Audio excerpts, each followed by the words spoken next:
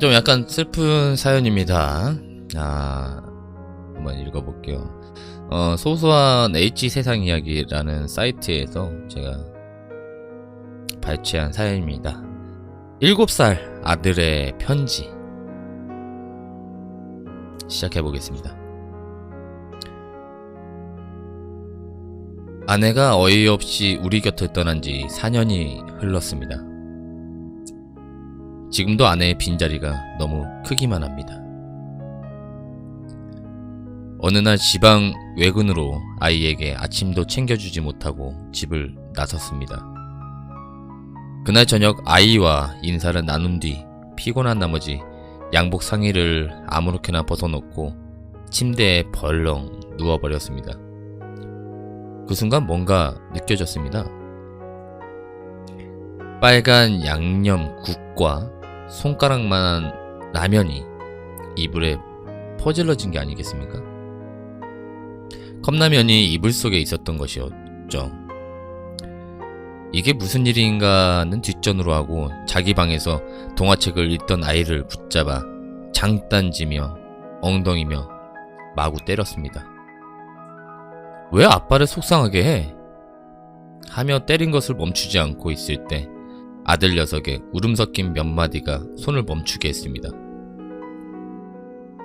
아빠가 가스레인지 불을 함부로 켜서는 안 된다는 말을 듣고 보일러 온도를 높여서 데워진 물을 컵라면에 부어서 하나는 자기가 먹고 하나는 아빠 드리려고 식을까봐 이불 속에 넣어둔 것이라고. 가슴이 메어왔습니다. 아들 앞에서 눈물 보이기 싫어 화장실에 가서 수돗물을 틀어놓고 울었습니다. 1년 전에 그 일이 있고 난 후 저 나름대로 엄마의 빈자리를 채우려고 많이 노력했습니다. 아이는 이제 7살, 내년이면 학교 갈 나이죠. 얼마 전 아이에게 또 매를 들었습니다. 일하고 있는데 회사로 유치원에서 전화가 왔습니다. 아이가 유치원에 나오지 않았다고. 너무 다급해진 마음에 회사에 조퇴를 하고 집으로 왔습니다. 그리고 아이를 찾았죠. 동네를 이잡듯 뒤지면서 아이에게 이름을 불렀습니다. 그런데 우리 아들이 혼자 놀이터에서 놀고 있더군요. 집으로 데리고 와서 화가 나 마구 때렸습니다. 하지만 단 한 차례의 변명도 하지 않고 잘못했다고만 빌더군요. 나중에 안 사실이지만 그날 부모님을 불러놓고 재롱잔치를 한 날이라고 했습니다. 그 일이 있고 며칠 후 아이는 유치원에서 글자를 배웠다며 하루 종일 자기 방에서 꼼짝도 하지 않은 채 글을 써대고 있었습니다. 그리고 1년이 지나고 아이는 학교에 진학했죠. 그런데 또 한 차례 사고를 쳤습니다. 그날은 크리스마스 날이었고 일을 마치고 퇴근을 하려고 하는데 한 통의 전화가 걸려왔습니다. 우리 동네 우체국 출장소였는데 우리 아이가 주소도 쓰지 않고 우표도 붙이지 않은 채 편지 300여 통을 넣는 바람에 연말에 우체국 업무가 지장을 끼친다고 온 전화였습니다. 그리고 아이가 또 일 저질렀다는 생각에 불러서 또 매를 들었습니다. 아이는 그렇게 맞는데도 한마디 변명도 하지 않은 채 잘못했다는 말만 하더군요. 그리고 우체국 가서 편지를 받아온 후 아이를 불러놓고 왜 이런 짓을 했냐고 하니 아이는 울먹이며 엄마한테 쓴 편지라고. 단지 그 말 한마디 뿐이었습니다. 순간 울컥하며 나는 눈시울이 빨개졌습니다. 아이에게 다시 물어보았죠. 그럼 왜 한꺼번에 이렇게 많은 편지를 보내냐고. 그러자 아이는 그동안 키가 닿지 않아 써오기만 했는데 오늘 가보니깐 손이 닿아여서 다시 돌아와 그동안 썼던 편지를 다 들고 가서 우체통에 넣었다고. 아이에게 무슨 말을 해야 할지 몰랐습니다. 한참을 생각 후 아이에게 엄마는 하늘나라에 있으니 다음부턴 적어서 태워버리면 엄마가 볼 수 있다고 이야기를 해주었습니다. 아무런 말 없이 눈물만 흘리며 고개를 끄덕이더군요. 밖으로 편지를 들고 나간 뒤 라이터 불을 켰습니다. 그러다가 문득 무슨 내용인가 궁금해 하나의 편지를 들었습니다. 보고 싶은 엄마에게. 엄마, 지난주에 우리 유치원에서 재롱잔치 했어. 싸늘애기님 추천 감사합니다.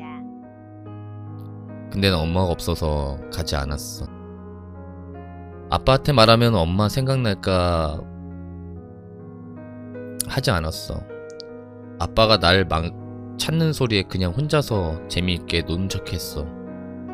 그래서 아빠가 날 마구 때렸는데 엄마가 없어서 재롱잔치 안 갔다는 얘기하면 아빠가 울까봐 절대로 얘기 안 했어.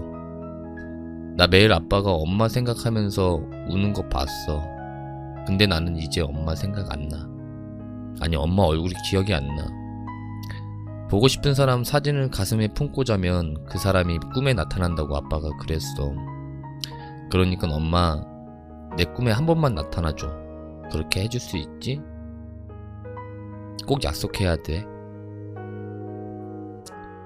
편지를 보고 또 한 번 고개를 떨구었습니다. 아내의 빈자리를 제가 채울 수는 없는 걸까요? 시간이 이렇게 흘렀는데도 우리 아이는 사랑받기 위해 태어났는데 엄마 사랑을 못 받아 마음이 아픕니다. 정말이지 아내의 빈자리가 너무 크기만 합니다. 편지를 다 태우고 난 후 조용히 책상에 앉아 아들의 편지를 써 내려갔습니다. 직접 얘기할 수도 있는데 제 감성을 컨트롤할 수 없을 것 같아서 편지를 쓰기로 한 것이죠. 혁수야, 우리 혁수한테 아빠가 정말 미안하구나. 아빠는 그런 것도 하나도 모르고 엄마의 빈자리에 아빠가 다 채워줄 수는 없는 거니? 남자끼리는 통한다고 하잖아. 혁수야, 너 요즘에도 엄마한테 편지 쓰지? 아빠, 너 엄마가 있는 하늘나라로 편지 보내는 거 많이 봤어. 엄마가 하늘에서 그 편지 받으면 즐거워하고 때론 슬퍼서 울기도 하겠지? 아빠가 우리 혁수한테 정말 미안해. 엄마가 해줄 수 있는 부분까지 아빠가 잘 챙겨야 했는데 그렇지 못했구나. 혁수야, 넌 사랑받기 위해 태어났어. 그걸 잊지 마. 아빠가 널 때린다고 엄마가 혁수를 놔두고 하늘나라로 먼저 갔다고 섭섭해하지 마. 알겠지? 이제는 아빠가 더 열심히 우리 혁수를 위해 살게. 아빠는 우리 혁수 끝으로 사랑한다. 세상에 하나밖에 없는 우리 아들. 아빠가 너무너무 사랑해.